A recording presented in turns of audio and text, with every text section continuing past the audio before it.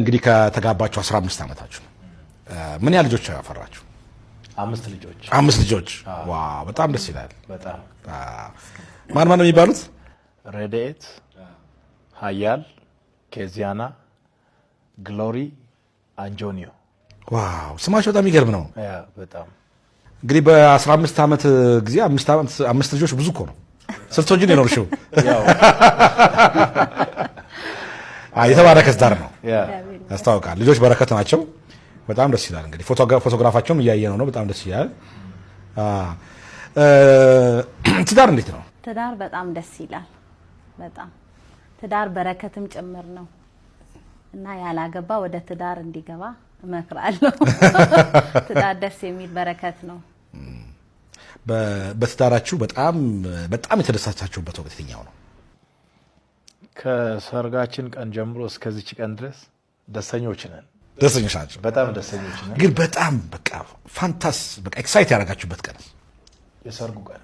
የሰርጉ ቀን ብዙ ጊዜ የመጀመሪያ ልጅ የተወለደበት ምናምን ቀን ሊሆን ይችላል ብያስ ያው በእኛ በሁለታችን ካልክ የተገናኘንበት የተገናኛችሁበት ቀን በጣም ደስ ይላል። ለምሳሌ እሱ ግን ታዋቂ ነው እንግዲህ ነብይ ጩፋ በሁሉም ሃይማኖት ዘንድ የሚታወቅ ነብይ ነውና ምን አይነት ባል ነው ደግሞ የሚለውን ነገር ብዙ ሰው አያውቅም። ያው ብዙ ምን አይነት አገልጋይ ነው የሚባለው ብዙ ሰው ያውቃል። ምን አይነት ባል ነው? በጣም ጥሩ ባል ነው። ቤተሰቦችን የሚያከብር ልጆቹን የሚወድ መልካም አባት፣ መልካም ባል ነው።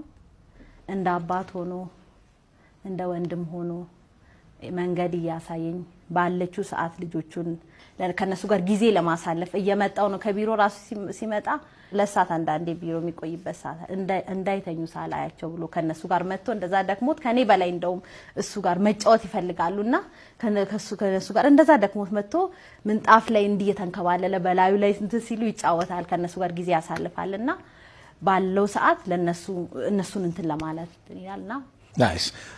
እናትስ ምን አይነት ናት? ምን አይነት ሚስት ናት?